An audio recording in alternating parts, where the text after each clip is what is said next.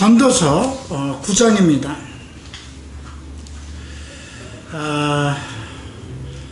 지난번 그 7장에서 특별한 그 뒷부분에서 여인에 관한 얘기가 나왔어요.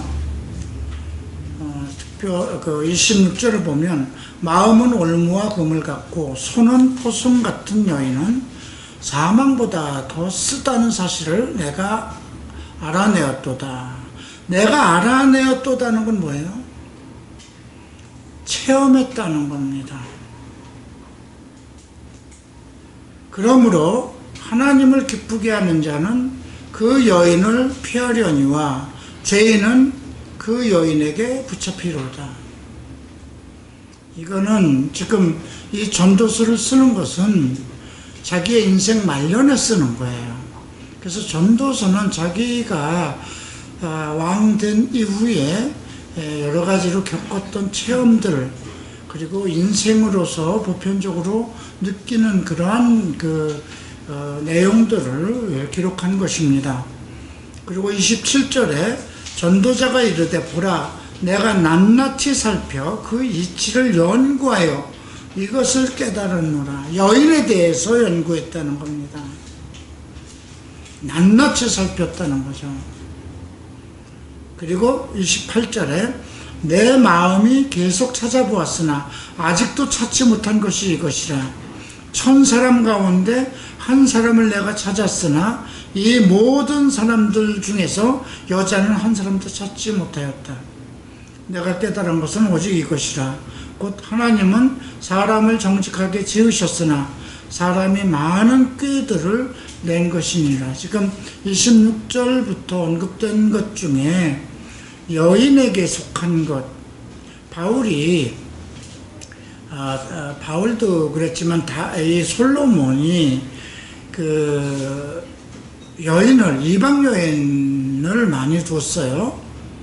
그래서 이방 여인을 위해서 궁전을 지어주고 또 신당을 지었어요. 신당이라는 건 뭐냐면 그 당시 그 이방 여인이 가지고 온 뭐 그모스 신이라든가 밀곰이라든가 암몬이라든가 몰렉이라든가 이방 여인들이 가지고 자기 친정에서부터 이렇게 왔을 때, 그러니까 되게 왕들의 결혼은 정략적이거든요. 뭐 우리나라도 그렇고 고대 뭐 유럽의 역사를 봐도 그렇고 전부 다 왕들의 결혼과 그 왕가의 결혼은 전부 다 정략적으로 하는 결혼인데, 그래서 그 솔로몬이 많은 여인을, 이방 그 여인들을 많이 첩으로 두게 되었습니다. 그런데 결국은 그들이 올무가 되었던 것이죠. 한번 우리가 그 열왕기상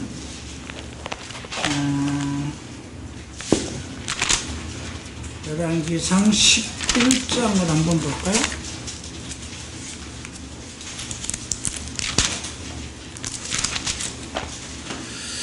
열왕기상 11장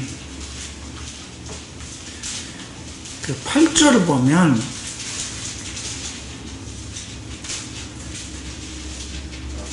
자, 6절부터 보십시다. 솔로몬이 여호와의 눈앞에서 아그레마되 그의 아버지 다윗이 여호와를 온전히 따른 것 같이 따르지 아니하고 모압에 가증한 그못을 위하여 예루살렘 앞 산에 산당을 지었고 또 암몬 자손에 가증한 몰록을 위하여 그와 같이 하였으니 그가 또 이방의 여인들을 위하여 다 그와 같이 한지라. 그들이 자기의 신들에게 분향하며 제사하였더라. 이게 예루살렘 앞에다 산당을 지은 거예요. 그리고 이 여인들이 자기 그 신당 앞에 이렇게 제사를 지내면 그 행렬이 얼마나 화려했겠어요. 그죠? 근데 이런 내용들을 우선 그 이스라엘, 예루살렘을 중심으로 살고 있는 그 많은 사람들이 우선은 보죠. 예루살렘 근처에 살고 있다는 건 종교성이 강하던가 정치적으로 상당히 그 가문 있는 사람들이 살게 마련이잖아요. 지금 저 서울과 같은 그런 것이나 마찬가지인데, 그 지역에 사는 사람들이 왕의 첩들이 그 성당에 가서 제사를 지낼 때 그 행렬이 상당히 화려하고 장엄하고, 또 이방의 어떤 그 제사는 예루살렘의 성전에서 드리는 이스라엘의 어떤 그 제사법과 또 다르거든요.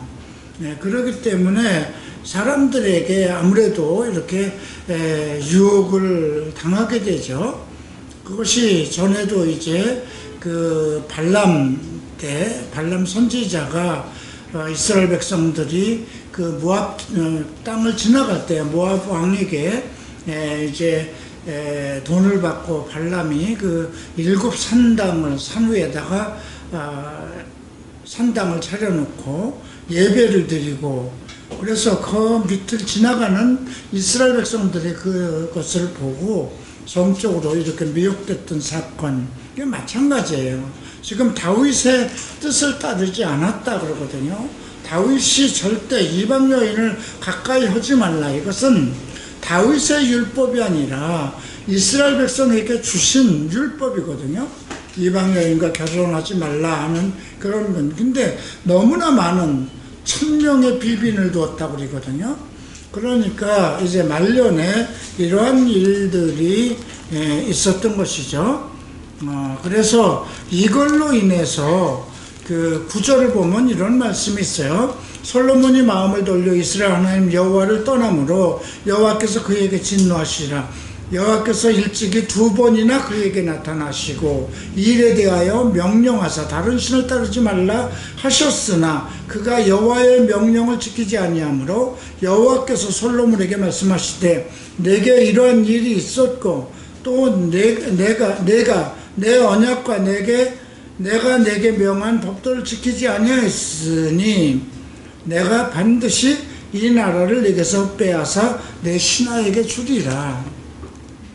결국 그 이스라엘이 북이스라엘하고 나누게 된 것은 솔로몬 왕이 우상을 섬겼기 때문이라는 거죠. 그런데 지금 이제 7장 우리가 26절부터 28절까지 이렇게 보면 마음은 올무 같고 올무와 금을 같고 손은 포성 같은 여인은 사망보다 더 쓰다는 사실을 내가 알았도다. 정말 체험적인 것이 더 이상 이렇게 이건, 그런데 이미 그건 자기의 경험으로 좀 그리지만 하나님을 기쁘게 하는 자는 그 여인을 피하려니와 죄인은 그에게 붙잡히로다. 자기가 죄인됨을 고백하는 것이죠.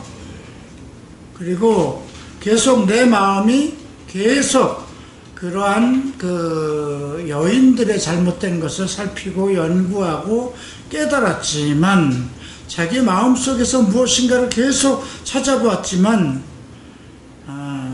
1000사람 가운데 한 사람을 내가 찾았으나, 그렇게 이 말은 무엇이냐면요, 여인들의 올무에 얽히지 않는 사람이 있는가? 1000사람 중에 하나를 찾았다는 거예요. 그만큼 여인의 유혹에서, 성적인 유혹에서 벗어나기 쉽지 않다는 것입니다. 그러나 이 모든 사람들 중에서 여자는 한 사람도 찾지 못했더라. 지혜로운 사람을 찾지 못했다는 거죠. 이런 내용들을 우리가 좀 생각해 봐야 되고요. 그 8장에서는 3절에서 왕 앞에서 물러나기를 급하게 하지 말며 악한 것을 일삼지 말라. 왕은 자기가 하는 것을 다 행함이니라. 여기서 왕이라는 것은 통치자를 얘기하는 거니까 우리가 지금 생각할 때 주 앞에서 물러나기를 급하게 하지 말라, 이런 뜻으로 받아들일 수 있고요. 왕의 말은 권능이 있나니 예수 그리스도를 우리가 대할 때에 그분이 누구신가를 생각해야 돼. 우리는 나의 구원의 주라고만 생각하죠. 그런데 왕 중에 왕이라고, 그죠? 예수 그리스도는 그리스도의 나라의 왕이시니까, 그죠? 그는 창조자이시고 하나님이시며 하나님의 아들이시며 우리의 주인이시고 통치자이십니다. 그렇기 때문에 왕의 말은 권능이 있나니 누가 그에게 이르기를 왕께서 무엇을 하시나이까 할 수 있으랴. 이 말을 바울이 한번 이와 같은 내용을 언급한 적이 있어요. 바로를 얘기할 때 하나의 이제 그 도기장이가 하나는 귀 쓰는 그릇을 만들 수 있고 하나는 천이 쓰는 그릇을 만들 수 있는데, 지음을 받은 사람이 창조자에게, 지은 사람에게 나를 어떻게 이 모양으로 지을 수 있느냐, 이렇게 얘기할 수 있느냐, 이것이 이제 바울이 그 로마서 9장에서 한 말이죠. 근데 지금 여기서 그에게 이르기를 왕에게 무엇을 하시나이까? 예수 그리스도 하나님은 총체적인 만왕의 왕이시고, 왕이라는 건 통치적인 권세거든요. 근데 그분이 무엇을 하든지 그분의 뜻대로 하는 것인데, 근데 이런 말씀들을 우리가 오늘날 어떻게 적용할 것인가? 성경 말씀에 대해서 우리가 복음서에서 나오는 말씀이라든가 성경에 나오는 말씀은 모두 그리스도의 복음입니다. 복음이라는 그 자체가 그리스도의 복음이에요. 바울이 썼던, 사도들이 썼던 그리스도의 복음이거든요. 복음은 그리스도의 복음이에요. 근데 그분이 통치자이시고 왕이시고 나의 주인이시거든요. 나의 구원자이시고. 그래서 왕 앞에서 조급해하지 말라는 거예요. 이 앞에서, 왕 앞에서 물러가기를 급하게 하지 말며. 이런 말들을 한번 생각해봐. 나는 얼마나 성경 말씀을 보기를 꺼리고, 참, 왕 앞에서 급히 물러간다는 것을 어떻게 생각할까요? 우리가 내 삶 전체가 그리스도가 주관하고 나와 그리스도와 함께 하고 있다고 그러는데 내가 급하게 물러간다, 이런 생각을 해보세요. 그리고 왜 물러갈까요? 그분에 대해서 불만이 있기 때문에 물러가는 거잖아요. 그죠? 그래서 왕의 말은 권능이 있나니 그에게 이르기를 왕께서 무엇을 하시겠으면, 하나님 말씀 이거는 좀 맞지 않는 것 같습니다라든가, 이것은 나에게 한 말씀이 아닌 것 같다라든가, 성경은 구시대의 산물이라든가, 그렇게 생각하면 안 된다는 거죠. 명령을 지키는 자는 불행을 알지 못하리라. 그죠? 계명을 지키는 자는 복이 있는 것이죠. 지혜자의 마음은 때와 판단을 분별하니 무슨 일에든지 때와 판단이 있으므로 사람에게 임하는 화가 심하니라. 예. 그래서 우리가 이 8장을 대할 때는 그리스도와의 우리의 관계에 대해서 좀 생각해 봐야 되고요. 14절부터 17절까지는 이 세상 가운데 정말 우리가 알 수 없는 어떤 하나님의 섭리, 신비한 섭리라고 할까요? 세상에서 행해지는 헛된 일이 있나니 곧 악인들의 행위에 따라 벌을 받는 의인들도 있고, 그죠? 의인들의 행위를 따라 상을 받는 악인들도 있다. 이 말을 생각해 봐요. 의인이 악인을 따라간다는 사람도 있다는 거예요. 내가 예수를 믿으면 의인이잖아요. 근데 세상 유혹을 따라간다든가 악한 자를 따라가는 사람은 이 말이잖아요. 그죠? 악인들의 행위를 따라 벌을 받는 의인. 나는 거기에 속하지 않았나. 내가 예수 그리스도에 의해서 죄 없다 하심을 받고 의인이고 이제 장차 그리스도 안에서 내게 주실 그리스도와 함께 이 땅에서 정말 그리스도의 복을 누릴 그런 자격을 받은 사람인데 악인을 따라가는 일은 없는가. 그럼 결국은 벌을 받는 거죠. 그 다음에 의인들의 행위를 따라 상을 받는 악인. 악인이 의인을 따라가면 구원을 받는 거잖아요. 그죠? 또 15절 보면 내가 실학을 찬양하노니 이는 사람이 먹고 마시고 즐거워하는 것보다 더 나은 것이 해 아래 없음이라. 하나님의 사람을 해 아래서 살게 하신 날 동안 수고하는 일 중에 그러한 일이 그와 함께 있을 것이다.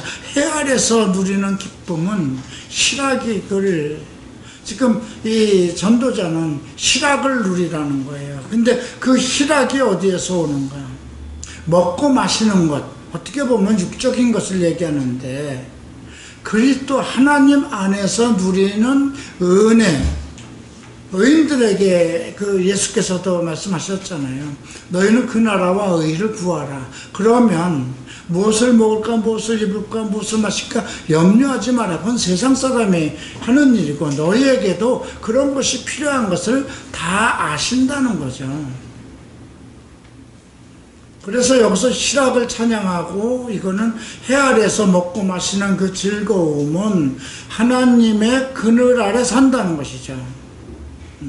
그래서 하나님의 사람을 해 아래서 살게 하신 날 동안 수고하는 일 중에 그러한 일이 그와 함께 있을 것이다. 우리가 오직 그리스도 예수 그리스도와 하나님 안에서 살아간다면 그는 일평생 동안 실학 속에서 살 수 있다는 거죠. 16절 보면 내가 마음을 다하여 지혜를 알고자 하여 세상에서 행해지는 일을 보았는데 밤낮으로 자지 못하는 자도 있다. 여러분, 이 잠을 못 자는 것처럼 괴로움인 것은 없을 거예요. 해 아래서 하나님의 은혜 가운데서 평안을 누리는 사람이 왜 잠을 못 잘까요? 잠을 못 잔다는 것은 자기 마음속에 욕정과 욕망으로 가득 찼다는 거거든요. 세상 일로 가득 차 있다는 거예요.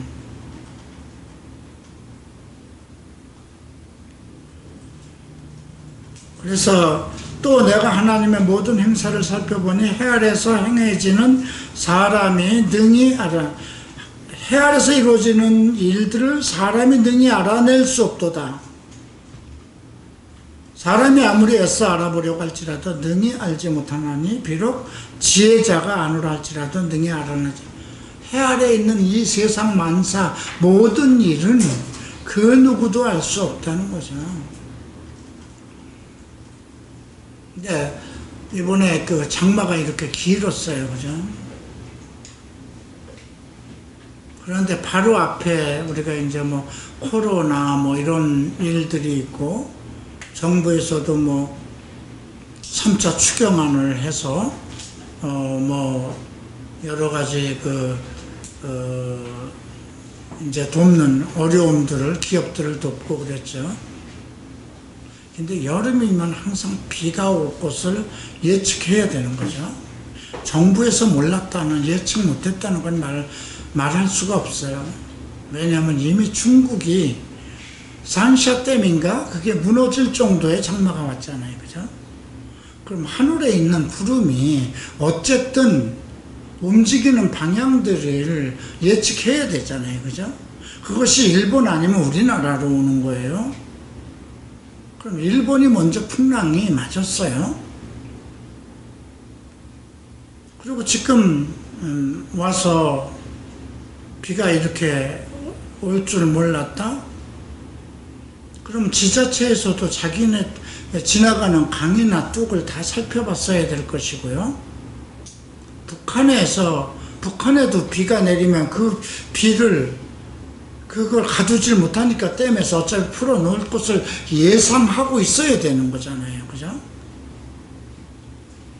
지혜로운 통치자가 좀 지혜롭다면 그런 것에 미리 장마에 대비해서 최근에 이렇게 문 대통령이 나와서 4대강이 필요한 건지 필요 없는 건지 한번 이 기회에 살펴보라. 무슨 지금 섬진강이 다 무너져서 그 뚝이 낙동강이 무너져서 지금 재해가 일어나고 그랬는데 이제 와서 4대강을 이제 살펴봐서 뭐 할 거예요. 그죠? 그게 뭐 20조인가 200조인가 얼마를 들여서 채운 걸 필요 없다고 지금 그걸 원래 부수자굴인 거잖아요. 만약에 그 4대강이 없었다면 중부지역에 난리가 안 났을까요? 한번 생각해 봐야 되잖아요. 그런데도 지금 얘기를 하잖아요. 섬진강에 있는 그 비 피해가 4대강 을 위에서 해놨기 때문에 밑으로 다 몰린 거다. 물이 밑으로 내려가는 건 당연한 건데 섬진강은 4대강 속에 들어가지 못한 것은 섬진강 그 당시 일대에 그 늪지대라든가 이런 것을 파괴하면 안 되기 때문에 결사항쟁으로 막았기 때문에 그쪽을 아는 거거든요. 그런데 이제 와서 조사를 하라. 조사해서 나쁘면 그 엄청난 돈을 들여서 이명박 정부가 다 엄청난 돈을 들여서 한 걸 다 부술 건가요? 부수는데도 돈이 엄청 들어갈 것이고 부수고 나면 뭘로 대책을 할까요? 참 이렇게 지혜가 없는. 그러면 남대문을 보면 여러분 남대문을 싹 드러내면은 교통이 더 편할까요? 나쁠까요? 교통이 더 편하시죠. 그러면 교통 편하기 위해서 남대문 드러내야 되고 이순신 장군 그것도 다 드러내고 다 드러내죠. 그 말이나 똑같아요. 그죠? 남대문이 지금 우리에게 뭐가 유익하냐? 국민 생활에 눈으로 보는 즐거움 외에는 국민 생활에 도움되는 건 아무것도 없어요. 그죠? 지나간 역사에 대해서 탓을 하는 그런 걸 보고 이 정권이 정말 뭘 생각하고 있는 것인가. 그리고 부동산 3법을 해놨기 때문에 지금 집값이 안정이 됐다고 그러잖아요. 그죠? 지금 아파트 한 채가 지금 20억씩 가잖아요. 이 강남이. 그 비서실장인가요? 13평짜리를 팔았는데 8억에 산 것이 20억 받았다면 11억을 벌은 거예요. 13평짜리가.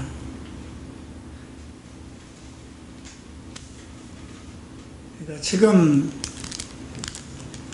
이런 상황에 왔어요. 지금 그래서 우리가 하나님을 믿는 사람과 하나님을 믿지 않는 사람, 하나님을 믿지 않으면 지혜가 없는 것입니다. 하나님을 믿는 사람들에게 지혜를 주는 것이거든요. 그러니까 이 해 아래에서 일어나는 일을 아무도 지금 몰라요. 하나님의 섭리에 대해서는. 그러나 하나님을 믿는 사람들에게 하나님께서 살아갈 수 있는 지혜를 주시지 않겠어요? 어떤 지도자가, 어떤 통치자가 하나님을 사랑하면 반드시 이웃을 사랑하니까 백성을 사랑해야 돼요. 근데 그 사랑은 하나님의 사랑이기 때문에 긍휼한 마음과 자기 희생의 모든 사랑이 포함되어 있는 거잖아요. 그래서 어떤 문제가 있을 때 하나님께 기도를 하면 지혜를 안 주실까요? 그래서 우리가 어떤 충동적으로 지도자를 뽑을 것이 아니라 내 마음에 들고 안 들고는 중요한 것은 아니에요. 하나님을 믿느냐 안 믿느냐? 네. 그래도 안 믿는 사람은 믿는 사람이 잘못할지라도 하나님 보시기에는 그 사람이 하나님을 믿은 거예요. 그죠? 이런 것들을 우리가 좀 생각해 봐야 되고요. 자, 오늘은 이제 9장을 좀 보시겠습니다. 자, 9장 1절 봅니다. 이 모든 것을 내가 마음에 두고, 이 모든 것은 앞에서 언급된 모든 일들이에요. 왕과 관계되는 것, 통치와 관계되는 것, 자연의 심리, 섭리와 관계되는 것, 이런 것들이죠. 마음에 두고 이 모든 것을 살펴본 즉 의인들이나 지혜자들이나 그들의 행위나 모두 다 하나님 손 안에 있으니, 여기 보면 모든 것, 의인이나 악인이나 선한 자나 깨끗한 자와 깨끗하지 아니한 자, 이 모든 자들, 의인들의 지혜자, 행위가 모두 다, 그들의 행위나 모두 다 하나님 손 안에 있으니, 사랑을 받을는지 미움을 받을는지 사람이 알지 못하는 것은 모두 그들의 미래의 일들이라. 하나님은 사랑을 받을지 하나님에게 미움을 받을지, 인생사에 된 건 다 미래에 관한 것이기 때문에 알 수가 없다는 거예요. 장래의 일이기 때문에. 근데 성경은 우리에게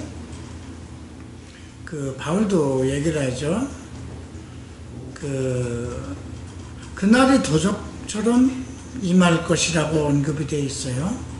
그런데 너희는 빛의 자녀들이기 때문에 그날이 도둑같이 오지 못할 것이라는 거예요. 그거는 빛의 아들들에게는, 그리스도의 사람들에게는 그 종말의 날이 그냥 전혀 알지 못하게 오지 않는다는 거거든요. 2절을 봅니다. 모든 사람에게 임하는 그 모든 것이 일반이라. 의인과 악인과 선한 것과 깨끗한 자와 깨끗하지 아니한 자, 제사 드리는 자와 제사를 드리지 아니하는 자에게 일어나는 일들이 모두 일반이니, 선인과 죄인, 맹세하는 자와 맹세하기를 무서워하는 자가 일반이다. 이 땅에 있는 모든 자가 깨끗한 자나 제사를 드리든지 안 드리든지 모든 자의 인생과 그들의 행위와 모든 그 심판과 이 모든 것이 하나님 장중에 있다는 것입니다. 인간은 스스로 그것을 알 수 없다는 것입니다. 그래서 결론을 3절에서 내립니다. 모든 사람의 결국은 일반이다. 이 말과 이제 우리가 한번 12장 마지막을 한번 들어볼까요? 12장 13절에 일의 결국을 다 들었으니, 인생의 모든 일에 대한 모든 하나님의 예정과 작정에 대한 모든 결국을 들었으니 하나님을 경외하고 그의 명령을 지킬지어다. 이것이 모든 사람의 본분이다. 그러네요.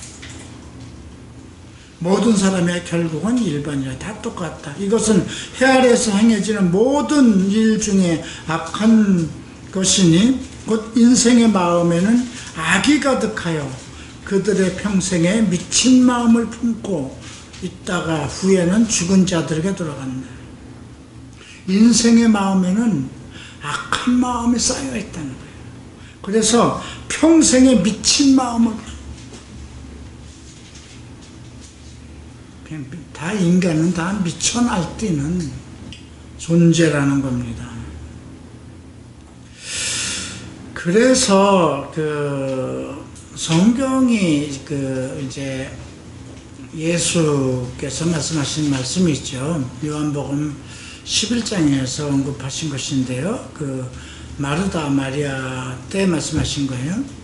나를 믿는 자는 죽어도 살겠고 살아서 나를 믿는 자는 영원히 죽지 아니하리라. 이런 말씀하셨어요.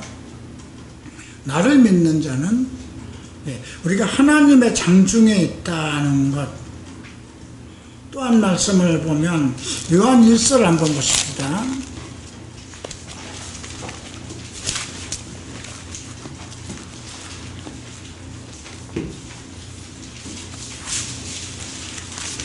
요한 1서 5장인데요.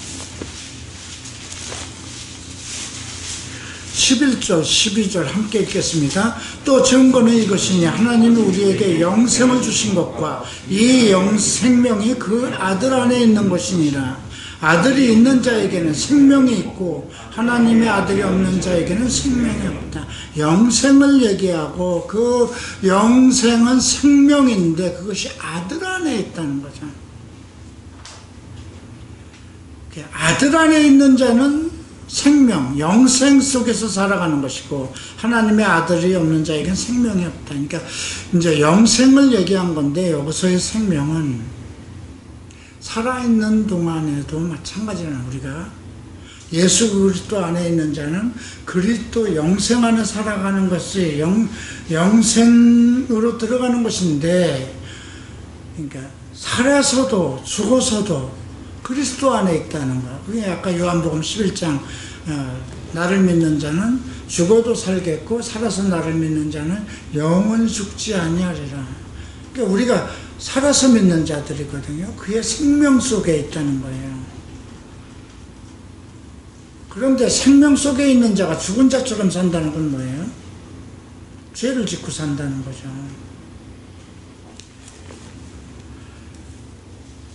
그래서 지금 이것은 구약에서 지금 언급된 그리스도를 모르는 상황 속에서 이 세상의 모든 사람은 그냥 의인이나 악인이나 다 죽는 것이다, 마찬가지다, 이런 결론을 내리는 것인데요. 그러니까 지금 그래서 결국은 다 똑같다. 인생의 마음이 악이 가득하고, 그러니까 그리스도가 없는 세상을 살아가는 사람들, 그래서 그들은 평생 미친 마음을 품고 산다. 미친 마음. 그럼 자기 한번 자기의 어떤 죄에 이끌려서 행했던 그 순간을 생각해 보세요. 얼마나 미친 짓인가. 우리가 개도 짐승도 하지 않는 짓거리를 하잖아요. 그죠? 짐승은 동성애 안 해요. 네. 자, 4절 봅니다. 모든 산자들 중에 들어있는 자에게는 누구나 소망이 있음. 이 얘기예요. 아까 그래서 요한일서 5장 11절 12절 산자들 중에 들어있는 자에게는 누구나 소망이 있음은, 산자들, 여기서는 지금 산자들 있는 중이라고 얘기했지만 영생에 들어있는 자는 오직 그리스도 메시아 안에 있어야만 되는 거거든요. 산 개가 죽은 자보다 낫다, 이렇게 비교를 합니다. 산자들은 죽을 줄을 알되 죽은 자들은 아무것도 모른다. 살아있는 자는 죽을 줄을 알아요.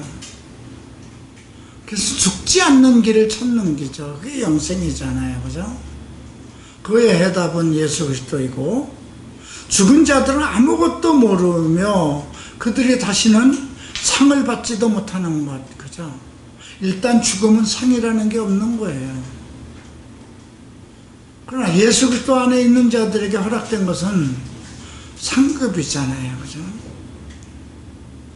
그 마지막은 영생이라고 그랬으니까. 그죠?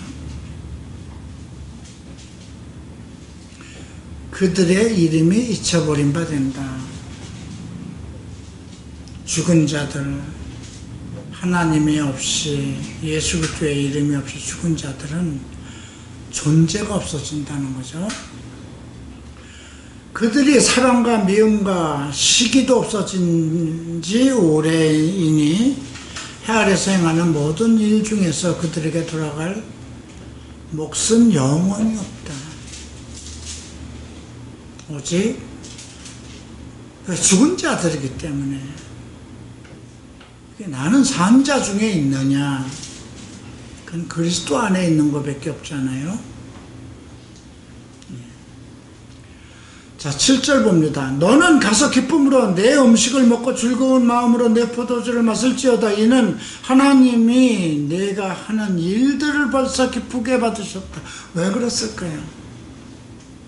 하나님과의 관계성을 얘기하는 거거든요. 근데 신약에서의 하나님과의 관계성은 그리스도가 없이는 하나님과의 관계를 가질 수가 없는 거예요. 그죠? 예. 내 의복을 항상 희게 하며, 의복이라는 건 뭐예요? 그리스도의 의를 얘기합니다. 내 머리에 향기름을 그치지 아니하도록 할지어다. 성령의 기름 부음을 얘기합니다. 의로움을 전제로 하는 것이죠. 하나님 안에서의 기쁨과 하나님이 주시는 음식물을 먹고 영생을 누리는 자들을 항상 자기의 의복, 자기의 삶을 깨끗하게 하고 항상 성령의 기름 부음 속에서 살아가라는 거죠. 내 헛된 평생의 모든 날, 곧 하나님의 해 아래서 내게 주신 모든 헛된 날에 내가 사랑하는 아내와 함께 즐겁게 살지어다. 그것이 내가 평생의 해 아래서 수고하여 얻은 내 몫이라. 부부관계를 얘기하고 있습니다. 우리가 창세기 인간을 천지 만물을 창조하신 후에 에덴 동산을 특별하게 창설하고 하나님이 창조하신 사람을 그곳에 이끌어 오시고 서로 결혼하게 하셨잖아요. 그죠? 10절 보죠. 내 손이 일을 얻은 대로 힘을 다하여 할지어다. 그러니까 9절에서는 지금 7절부터 얘기하는 건 하나님 안에서 살아가는 사람들, 해 아래서 기쁨을 누리고 살 사람들이 첫 번째 할 것은 8절은 영적인 걸 얘기하는 거예요. 그죠? 의복을 희게 하고 머리에 향기름을 하는 건 영적인 문제를 언급하는 것이고요.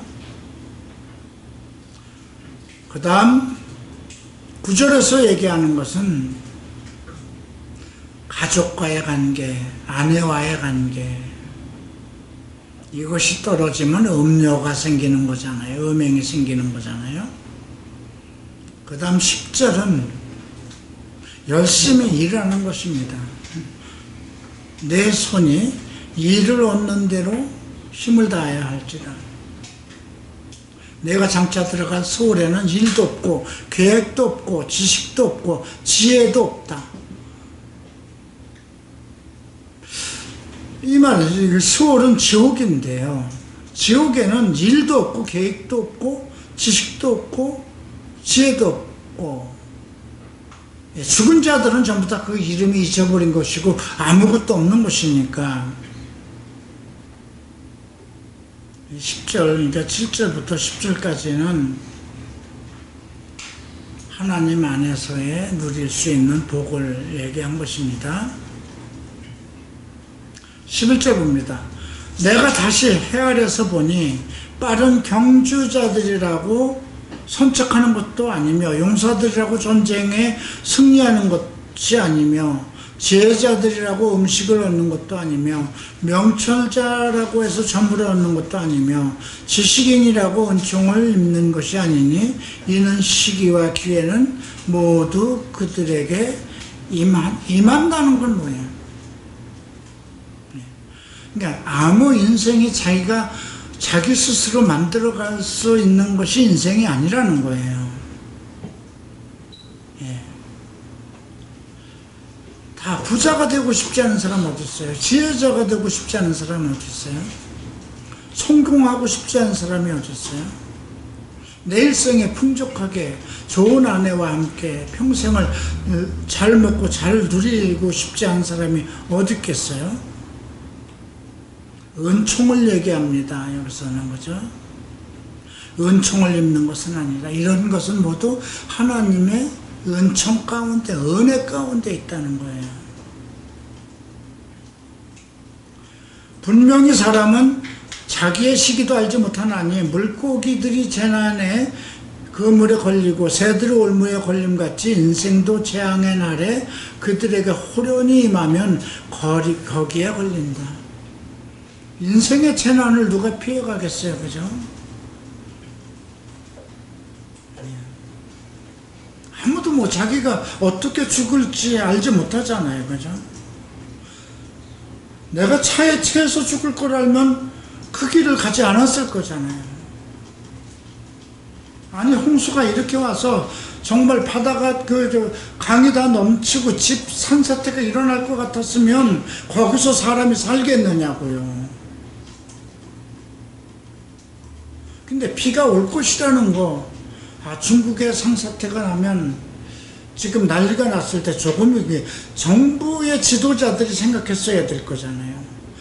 항상 중국 다음에 일본, 우리나라 이렇게 왔거든요.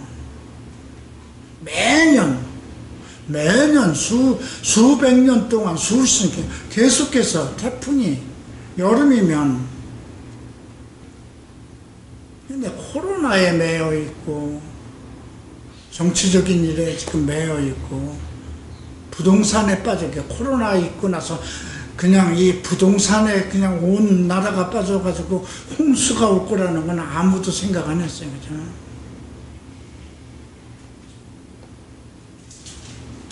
교회도 마찬가지예요.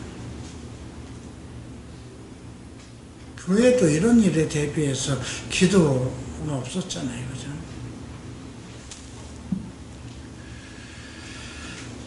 은총에 관한 것이 나옵니다. 12절, 분명히 사람은 자기의 시기도 알지 못하고, 그죠? 물고기의 재난, 새들이 올무에 걸리는 것, 인생들의 재앙도 호련히 임하기 때문에 모두 재앙에 걸릴 수밖에 없다는 거죠. 13절, 내가 또 해 아래서 지혜를 보고 내가 크게 여긴 것이 이러하니 곧 작고 인구가 많지 아니한 어떤 성읍에 큰 왕이 와서 그것을 에워싸고 큰 흉벽을 쌓고 치고자 할 때에 그 성읍 가운데 가난한 지혜자가 있어서 그의 지혜로 성읍을 가진 그것이라. 그러나 그 가난한 자를 기억하는 사람이 없도다. 이게 참 이해할 수 없는 이거예요. 지금 역사를 얘기하고 있는 거예요. 그러므로 내가 이르기를 지혜가 신보다 나으나 가난한 자의 지혜가 멸시를 받고 그의 말들을 사람들이 듣지 아니한다더라. 신약에서도 볼 수 있고 구약에서도 볼 수 있는데요.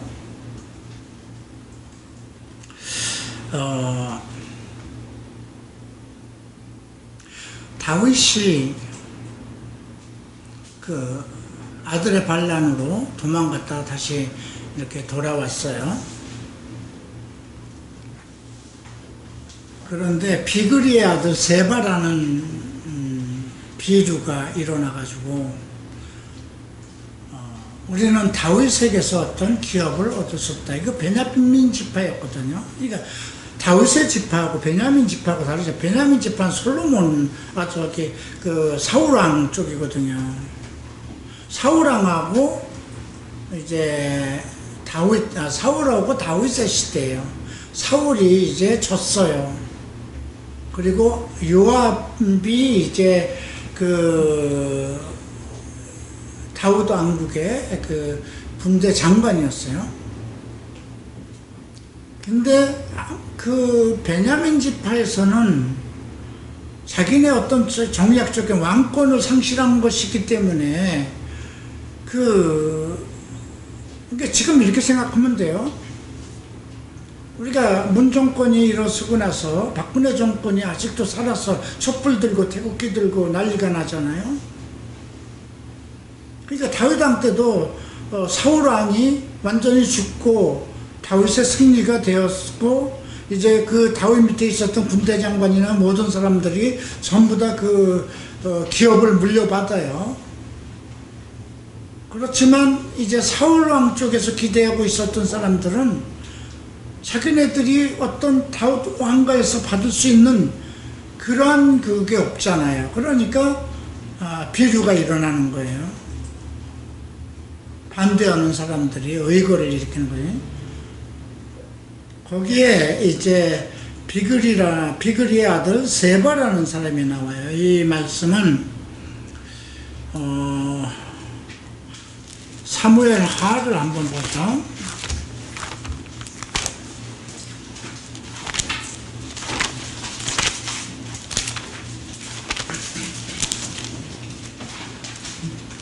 (20장)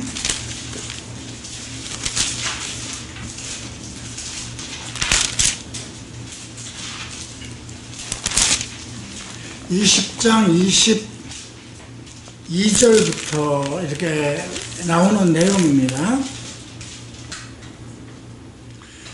이제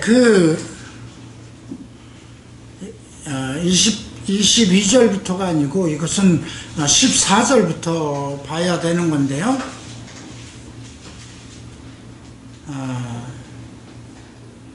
그 앞에 우리가 잠깐 앞부분을 좀 넘어가서 보십시다.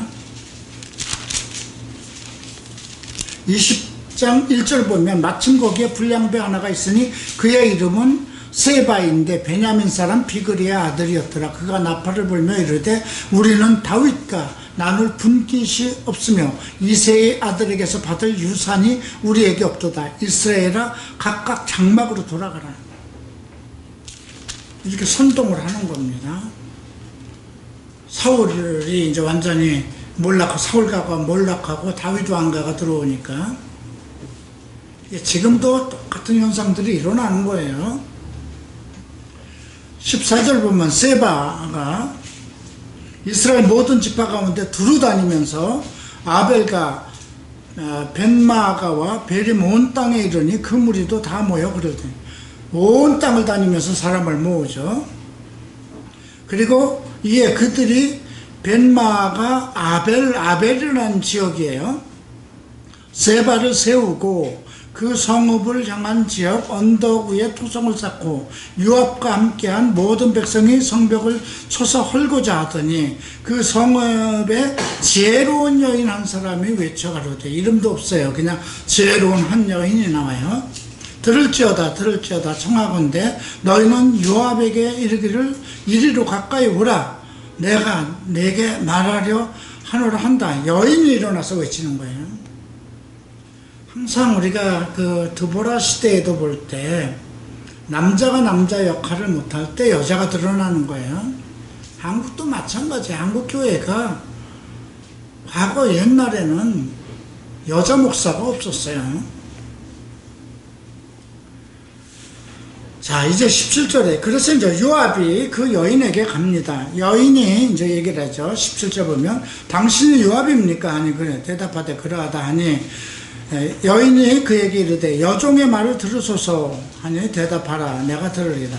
여인이 말하되 이르되 옛사람이 흔히 말하기를 아벨에 가서 물을 것이라 하고 그 일을 끝내었나이다. 옛날부터 속담이 있으니까 뭔 일이 있으면 아벨에 가서 물으라. 이 아벨이라는 건 특별한 지역이에요. 이 지역에 경건한 사람이 많이 살았던 지역이에요. 그래서 뭔 일이 있고 뭔 알고자 하면 아벨에 가서 물으라는 말들이 있었다는 거예요. 근데 그 지역에 남자들이 다 없어지고 이 여인이 나선 거예요. 그래서 옛말에 아벨에 가서 물으라 할 것이라 하고 그 일을 끝내었다. 이 19절 보면 나는 이스라엘에 합평하고 충성된 자 중 하나이거늘 당신이 이스라엘 가운데 어머니 같은 성을 멸하고자 하니. 이스라엘 가운데 어머니 같은 성이라는 건 뭐예요? 아벨이라는 곳에 현명한 자들이 있었기 때문에 항상 거기서 지혜를 받아서 자녀들을 보살필 수 있는 그런 정도의 역할을 했다는 것이죠. 그래서 어머니 같은 성을 멸하려고 하는도다. 어찌하여 당신이 여호와의 기업을 삼키고자 하느냐.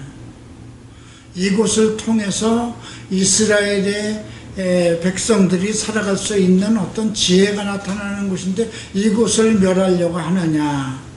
세바가 글로 모여든 건 뭘까요?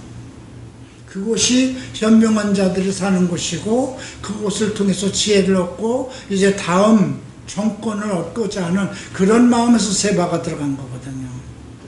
근데 다윗의 이제 군대 장관 요압이 거기 온 거예요.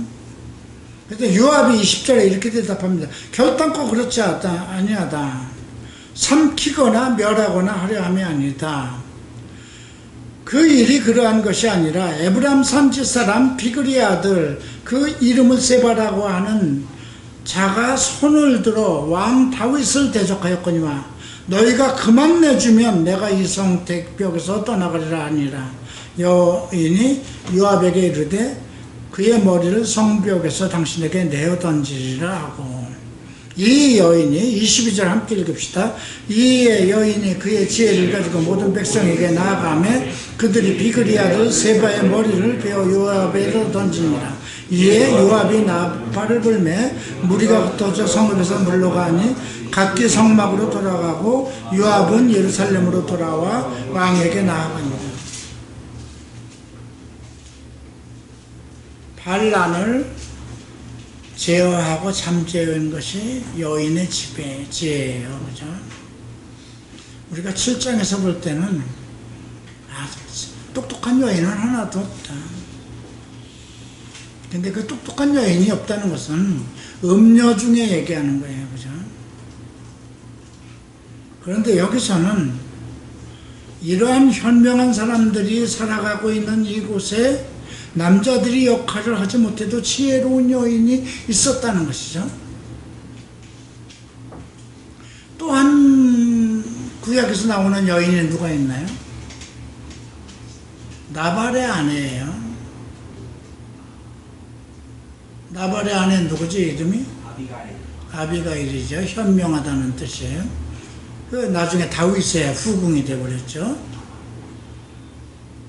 그 나발이 정말 그 베냐민 지파 사람으로 다윗이 그 쫓겨나서 거기 와서 그 지역을 다윗에 따르는 많은 그 지금 그때는 사울의 시대였는데 다윗이 이렇게 쫓겨나면서 다윗을 따르는 이제 유다 지파라든가 아무래도 자기 지파 사람들이 따르게 되죠. 어느 시대든지 그 시대의 그늘 속에 있고 배척을 받는 사람이면 모이게 마련이거든요. 지금이나 똑같아요. 그래서 이제 그 다윗이 그 산악 지역에 나발이 사는 그 동네 일대를 지키고 이렇게 산적들이나 어떤 짐승들이 와서 그거를 가축을 해치지 못하도록 이렇게 지키고 있는데 먹을 것이 없어서 이제 먹을 것을 구하러 나발의 집에 사람을 보냈는데 야 다윗이 뭐냐? 요즘에는 정말 많은 사람들이 자기 주인을 배신하고 떠나는 사람들이 많더라. 그러니까 지금 다윗을 사울 자기 주인을 배반하고 집단하는 그런 불량한 사람으로 나발이 얘기를 했거든요. 그 소리를 듣고 다윗이 놀래서 이제 죽이려고 이제 자기 따르는 병사들을 데리고 나갈 때 하인이 나발의 하인 중에 하나가 아비가일에게 가서 얘기하죠.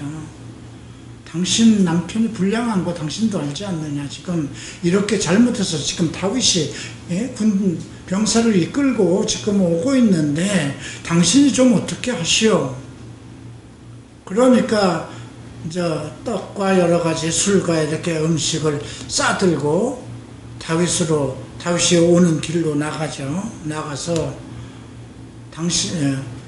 엎드려서 이제 절을 하죠. 내 남편 나발의 말을 듣지만 그 사람은 원래 나발입니다. 그러잖아요. 나발이라는 게 이제 어리석은 자라는 거죠. 불량한 자라는 거죠.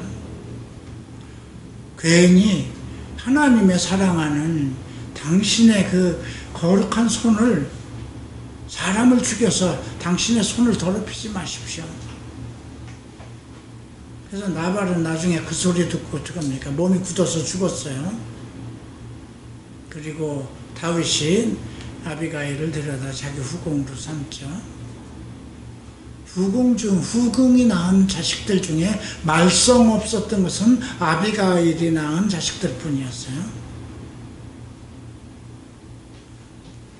자, 이렇게 근데 지금 솔로몬이 그 얘기들을 하는 거예요. 가난한 지혜자, 가난한 지혜자. 이거는 권세와 능력을 가지고 있지 않은 지혜자라는 거죠.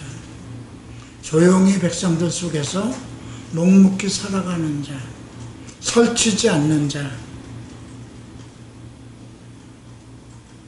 자, 그런데 지금 이제 그 9장 13절부터 다시 봅니다. 내가 또 해 아래에서 지혜를 보고 내가 크게 여긴 것도 이러하니 곧 작고 인구가 많지 아니한 어떤 성읍에 큰 왕이 와서 그것을 에워싸고 큰 흉복을 짓고자 할 때에 그 성읍 가운데 가난한 지혜자가 있어서 그의 지혜로 그 성읍을 건진 그것이라. 그러나 그 가난한 자를 기억하는 사람이 없도다. 여러분, 성경에서 아비가일은 그래도 다윗의 부인이 됐으니까 많이 얘기를 해요. 근데 아까 얘기했던 아벨의 그 여인의 얘기는 성경을 강해를 하기 전에는 알 수 없는 얘기예요. 그죠? 성경 속에서도 언급이 안 되고 있어요.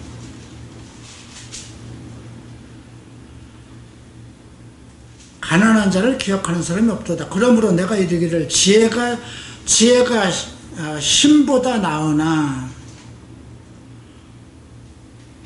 어떤 능력으로 파워로 어떤 성을 구하는 것이 아니라 지혜로 한다는 거죠. 가난한 자의 지혜가 멸시를 받고 그의 말들을 사람들이 듣지 않는다. 이 말에는 이제 우리가 신약에서도 그리고 예수를 얘기하는 거예요. 사실은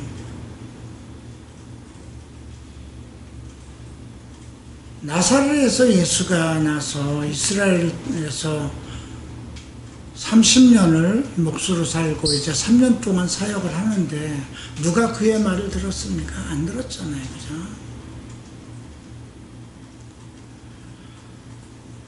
가난한 자의 지혜가 멸시를 받고 그의 말들을 사람들이 듣지 않는 똑같은 거죠.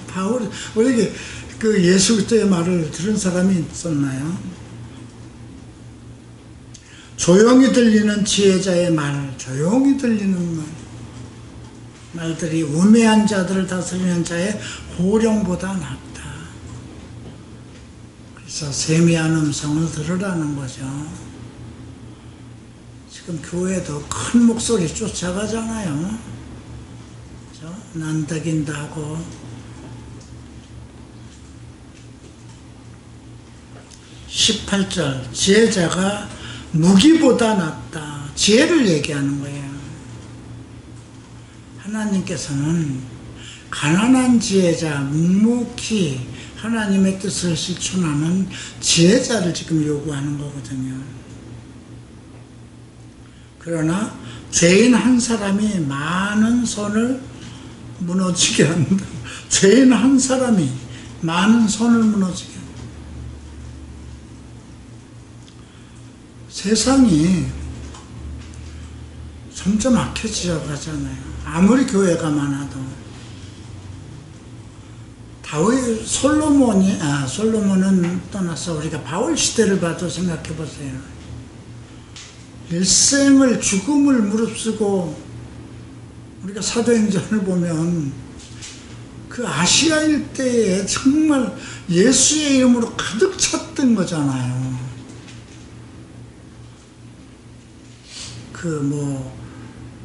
우리가 빌립보라든가 아데네라든가 고린도, 에베소, 갈라디아